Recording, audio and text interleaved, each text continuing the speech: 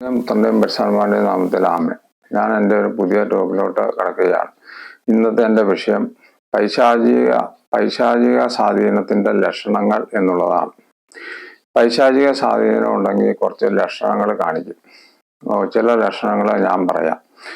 ഒന്ന്, എപ്പോഴും കലഹമായിരിക്കും. കുടുംബത്തിലും അയൽക്കാരുമായി എപ്പോഴും കലഹം, ലക്ഷ്യബോധം ഇല്ലാത്ത അലച്ചിൽ, ഉറക്കമില്ലായ്മ, വിവാഹ തടസ്സം, എത്ര ശ്രമിച്ചാലും വിവാഹം നടക്കുന്നില്ല. അതുപോലെ തന്നെ എപ്പോഴും രോഗം, ആശുപത്രി ചെന്ന് പരിശോധിച്ച് കഴിയുമ്പോൾ രോഗമൊന്നുമില്ല. അതുപോലെ തന്നെ ദുർമരണങ്ങൾ കൂടെ വരിക, ഒരു കുടുംബത്തിൽ തന്നെ 3-4 ആത്മഹത്യയൊക്കെ വരിക. ഇങ്ങനെയൊക്കെ വന്നു കഴിഞ്ഞാൽ പൈശാചിക സ്വാധീനത്തിന്റെ ലക്ഷണങ്ങളിൽപ്പെട്ടതാണ് ഇതെല്ലാം. പിശാചിന്റെ എന്തെങ്കിലും ഒരു സ്വാധീനം അവിടെ കാണാം. പിശാച് ഏതെങ്കിലും ഒരു മാധ്യമം ഉപയോഗിച്ചാണ് പ്രവർത്തിക്കുകയുള്ളൂ. കാരണം പിശാച് അരൂപിയാണ്. പിശാചിന് രൂപമില്ലാത്തതുകൊണ്ട് എന്തെങ്കിലും ഒരു മാധ്യമം വേണം പിശാചിന് പ്രവർത്തിക്കാൻ. പിശാച് സാധാരണ തിരഞ്ഞെടുക്കുന്നത് വ്യക്തി ജീവിതവും കുടുംബജീവിതവുമാണ്. അതുകൊണ്ട് പിശാച് ഒരു വ്യക്തിയിൽ ആവസിക്കാൻ ശ്രമിക്കാം. വ്യക്തിയിൽ പിശാച് ആവസിച്ചു കഴിഞ്ഞാൽ പിശാചിൻ്റെതായ പ്രവൃത്തികൾ പിശാച് തുടങ്ങി നമുക്ക് ശല്യമായിട്ട് വരികയും ചെയ്യും. പിശാചിന്റെ സ്വാധീനത്തിന്റെ പ്രധാനമായ ഒരു ലക്ഷണം എന്ന് പറയുന്നത് ഭയമാണ്. ഒരു സംഭവം ഞാൻ നിങ്ങളോട് പറയാം. ഒരു അമ്മയ്ക്കും കുട്ടിക്കും ഭയങ്കര പേടി, ഒരു കാരണവും ഇല്ലതാനും. കുട്ടി എപ്പോഴും പേടിച്ച് കരയുകയാണ്.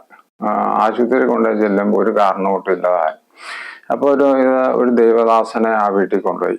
ആ ദൈവദാസൻ ആ വീട്ടിൽ ചെന്നു.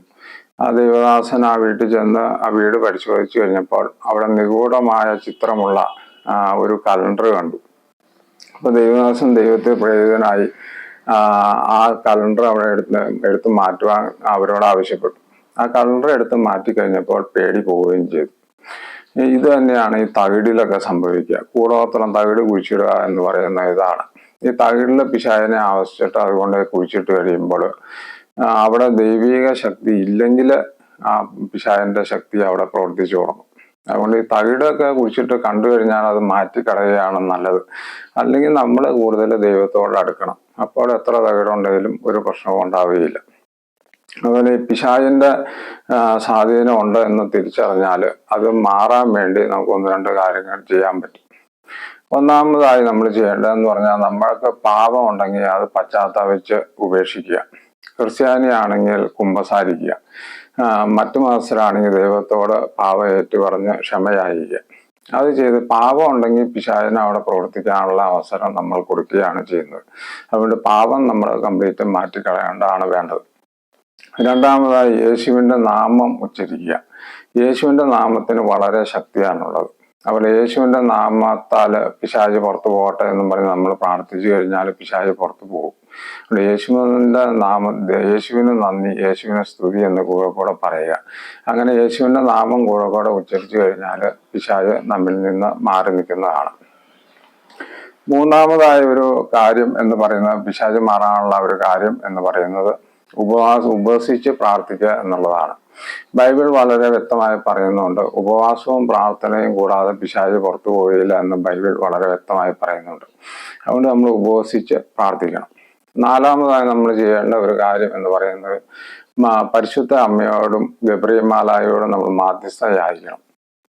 പരിശുദ്ധ അമ്മ മുട്ടത്തോടാന്നൊക്കെ പറയുന്നവർ കാണുമായിരിക്കും. പക്ഷെ നിങ്ങളൊരു കാര്യം മനസ്സിലാക്കിയിരിക്കണം, പരിശുദ്ധ അമ്മേനെ പിശാചിന് ഭയങ്കര പേടിയാണ്.